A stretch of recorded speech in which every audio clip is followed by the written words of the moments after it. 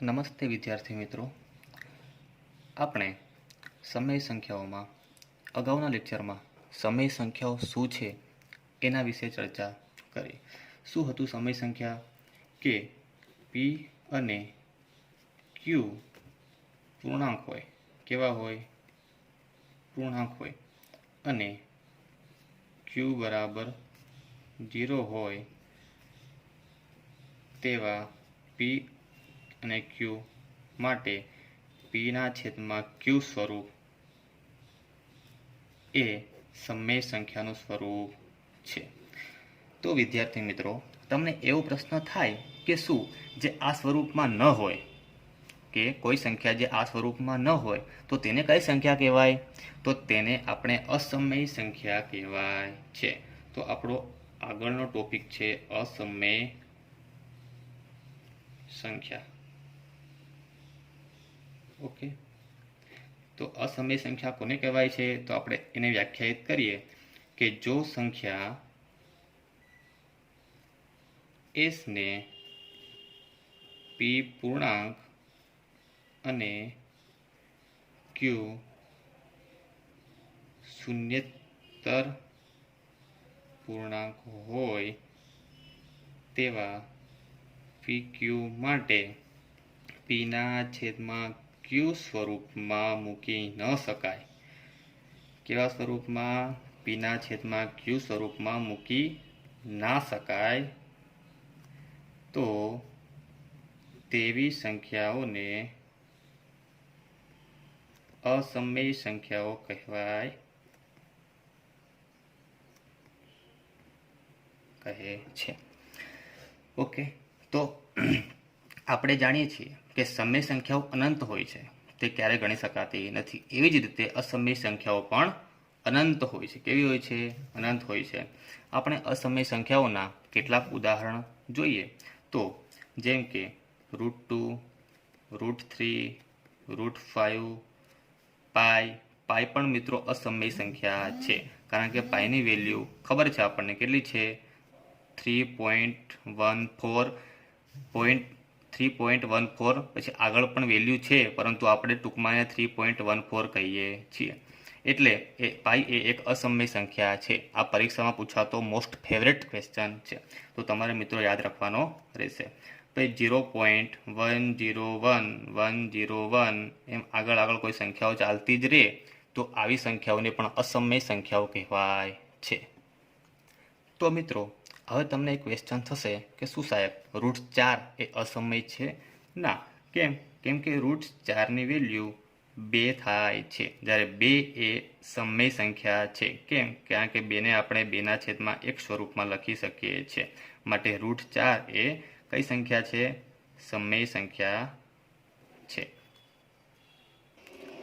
હવે જેવી રીતે આપણે સંખ્યા રેખા પર સમય સંખ્યાઓનું નિરૂપણ કરીએ છીએ, તેવી જ રીતે આપણે અસમય સંખ્યાનું પણ નિરૂપણ કરી શકીએ છીએ. તો આપણે એક વસ્તુ કહી શકીએ કે સમય સંખ્યાઓ અને અસમય સંખ્યાઓનું જે સમૂહ મળે છે તેને આપણે વાસ્તવિક સંખ્યાઓ કહે છે. કેવી સંખ્યાઓ? વાસ્તવિક સંખ્યાઓનો સમૂહ કહે છે. વાસ્તવિક સંખ્યાઓને આપણે અંગ્રેજીમાં રિયલ નંબર્સ કહેવાય છે. રિયલ નંબર્સ, કે જેને સંકેતમાં આપણે આર કહેવાય છે. સંકેતમાં તેને શું કહેવાય છે? આર. તો વાસ્તવિક સંખ્યાઓ કોને કહે છે? કે સમય સંખ્યાઓ અને અસમય સંખ્યાઓ બંને સંખ્યાઓનો જે સમૂહ હોય છે તેને વાસ્તવિક સંખ્યાઓ કહે છે. હવે મિત્રો, આપણે એક સંખ્યા રેખા ડ્રો કરીએ. ચાલો, આ એક સંખ્યા રેખા છે, બરાબર છે. વચ્ચે ઉગમ બિંદુ 0, આ બાજુ ધન સંખ્યા અને આ બાજુ ઋણ સંખ્યા હોય છે, બરાબર છે. હવે આપણે સંખ્યા રેખા ઉપર ચાલો √4ને નિરૂપણ કરવું હોય તો √4 જેની વેલ્યુ 2 આપણને ખબર છે, તો આપણે અહીંયા નિરૂપણ કરી શકીએ છીએ કે ભાઈ આ વેલ્યુ છે એ √4ની છે. √4ની વેલ્યુ 2 કાં તો -2 પણ થાય છે, તો આપણે આ વેલ્યુ પણ √4ને ગણી શકીએ છીએ, બરાબર છે. તો આવી સંખ્યાઓ નિરૂપણ એકદમ ઇઝી છે, પણ તમને હવે ક્વેશ્ચન થશે કે સાહેબ અમારે √2 ને સંખ્યા રેખા પર નિરૂપણ કરવું હોય, √2 ને સંખ્યા રેખા પર નિરૂપણ કરવું હોય તો કઈ રીતે થાય, તો આપણે એને સમજીએ. હવે √2 ને સંખ્યા રેખા ઉપર નિરૂપણ કરવા માટે આપણે એક એકમ લંબાઈનો ચોરસ વિચારીએ કે જેની લંબાઈ કેવી છે, એકમ મતલબ કે સરખી છે. ધારો કે આપણે દરેકની લંબાઈ 1 ગણીએ કે આની પણ 1 છે, આની પણ 1 છે, આની પણ 1 છે અને આની પણ 1 છે. નામ આપી દઈએ O, A, B અને C. તો આપણે OA ની વેલ્યુ 1 છે અને AB ની વેલ્યુ 1 છે, તો શું આપણે OB ની વેલ્યુ ફાઇન્ડ કરી શકીએ છીએ? તો કે હા, કારણ કે આ ચોરસ છે અને ચોરસ એ 90 ડિગ્રી કાટખૂણો હોય છે, બરાબર છે. તો પાયથાગોરસના પ્રમેય પ્રમાણે OB ની વેલ્યુ વર્ગમૂળમાં આ બંને બાજુના માપના વર્ગનો સરવાળો થાય છે, બરાબર છે. તો 1નો વર્ગ વત્તા 1નો વર્ગ, બરાબર છે. તો શું થશે? વર્ગમૂળમાં 1 વત્તા 1 એટલે 2 થઈ ગયા. હવે આપણે √2 ને સંખ્યા રેખા ઉપર નિરૂપણ કરવું છે. તો સૌ પ્રથમ એક સંખ્યા રેખા ડ્રો કરો સ્કેલથી, બરાબર છે. વચ્ચે એક O0 ઉગમ બિંદુ લો. હવે આપણે 1 સેન્ટીમીટરના અંતરમાં માપ લેવાનું છે, બરાબર છે. -1 -2. હવે આ જે ચોરસ છે એ સીધું જ આપણે સંખ્યા રેખા ઉપર મૂકી દેવાનું છે, જ્યાં ઓને આપણે અહીંયા ઉગમ બિંદુ લેવાનું છે, બરાબર છે. તો આ ચોરસ મૂકી દીધું. એમાં આ માપ છે એ OB થશે, આ A અને આ C. ઓકે, તો આ માપ છે શું થશે? √2. આનું માપ છે 1, આનું માપ છે 1. હવે આપણે √2 ને સંખ્યા રેખા ઉપર નિરૂપણ કરવું હોય તો શું કરવાનું રહેશે કે આ પરિકર લેવાનું અને આ 0 પર O પર આપણે પરિકરની અણી મૂકવાની અને OB જેટલી ત્રિજ્યા લઈ B થી આપણે ચાપ ક્યાં મારવાની? સંખ્યા રેખા પર ચાપ મારવાની, બરાબર છે. સંખ્યા રેખા પર ચાપ મારી તો આપણને અહીંયા એક પોઈન્ટ મળશે જેની વેલ્યુ શું થશે? √2. ઓકે, જેને આપણે M નામ આપી દઈએ. હવે √2 ને સંખ્યા રેખા પર નિરૂપણ થઈ ગયું છે, બરાબર.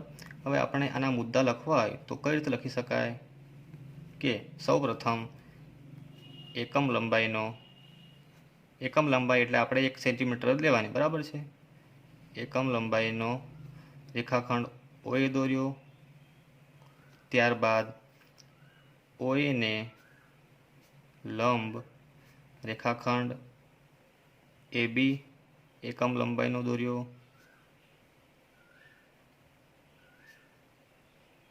બરાબર છે. સૌ પ્રથમ આ OA ડ્રો કર્યો 1 સેન્ટીમીટર, એના પછી એને જ લંબ આ AB 1 સેન્ટીમીટર દોર્યો, બરાબર છે. પછી આપણે રેખાખંડ OB ને દોરી દેવાનો. રેખાખંડ OB દોર્યો.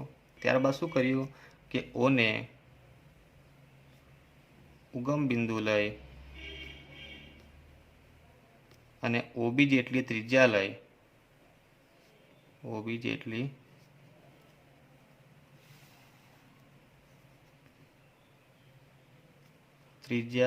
લઈ પરિકર વડે સંખ્યા રેખા ઉપર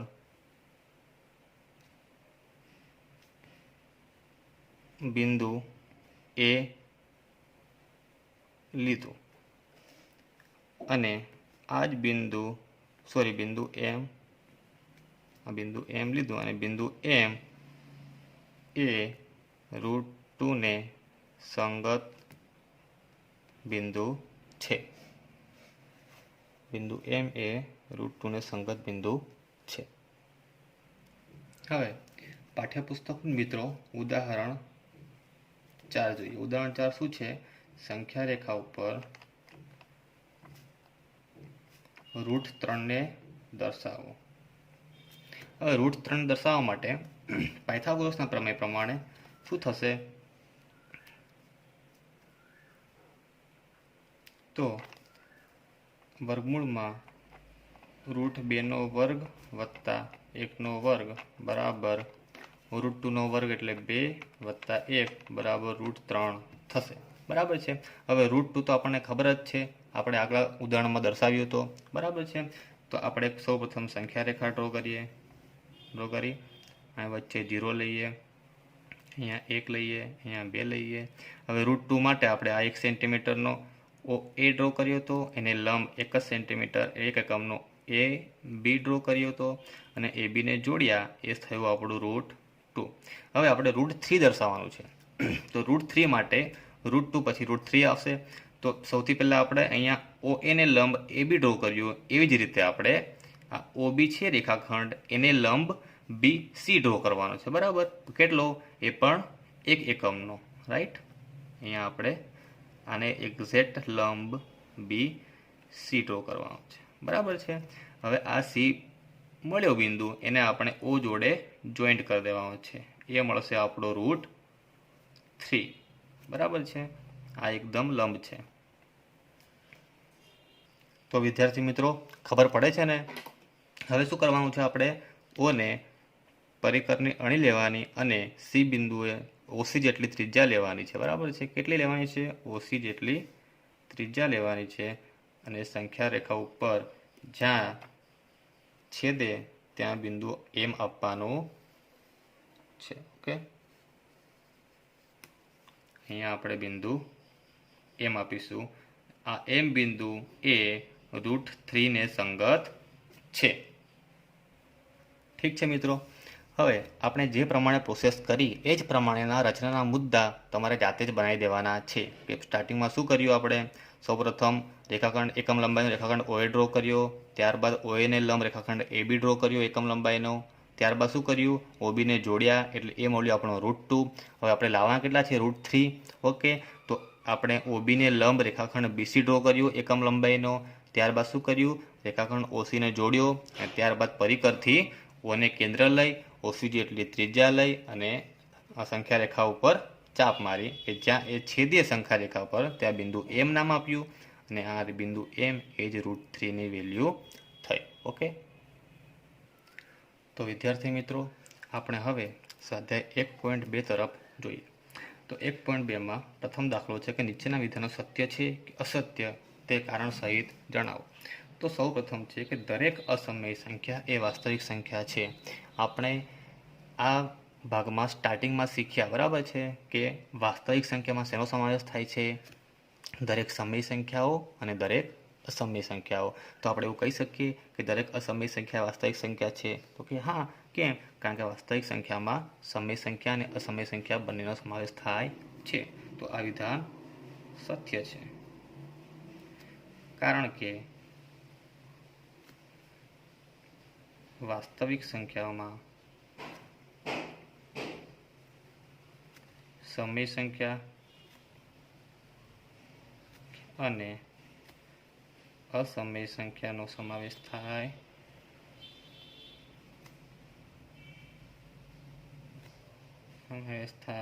છે. ઓકે.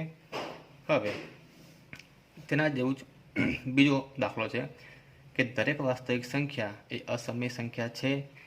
ના. કારણ કે દરેક વાસ્તવિક સંખ્યામાં સમય સંખ્યા પણ આવે અને અસમય સંખ્યા પણ આવે, ખાલી અસમય સંખ્યા નથી. માટે આ વિધાન શું છે? અસત્ય છે.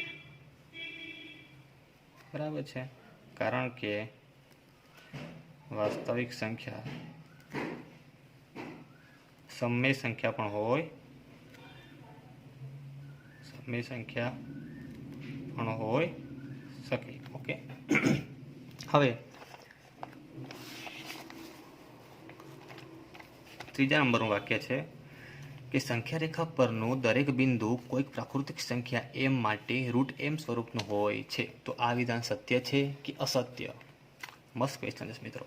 દેખો, આને સમજવા માટે આપણે એક સંખ્યા રેખા ડ્રો કરીએ. હવે સંખ્યા રેખા પર કયા કયા બિંદુઓ હોય? એક તો શૂન્ય હોય, એક ધન પૂર્ણાંક હોય, ઓકે, અને આ બાજુ ઋણ પૂર્ણાંક હોય. બરાબર છે. હવે આપણને શું પૂછ્યું છે? સંખ્યા રેખા પરનું દરેક બિંદુ. મિત્રો શું પૂછ્યું છે? સંખ્યા રેખા પરનું દરેક બિંદુ એ કોઈક પ્રાકૃતિક સંખ્યા એમ માટે. હવે પ્રાકૃતિક સંખ્યા એમમાં કઈ કઈ સંખ્યા આવશે? 1, 2, 3, 4, 5 થી. હવે આપણે આ પ્રાકૃતિક સંખ્યાઓમાં રૂટ એમ લઈએ તો √1, √2, √3, √4 બરાબર છે. આવી સંખ્યાઓને આપણે સંખ્યા રેખા ઉપર આસાનીથી દર્શાવી શકીએ છીએ. પરંતુ આપણે શું પૂછ્યું છે? સંખ્યા રેખા પરનું દરેક બિંદુ. મિત્રો દરેક બિંદુમાં ધન સંખ્યા, ઋણ સંખ્યા અને 0 બધા જ આવી જાય છે. બરાબર છે.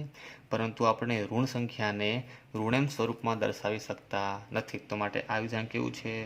અસત્ય છે. કેમ? તો કારણ કે ઋણ સંખ્યાને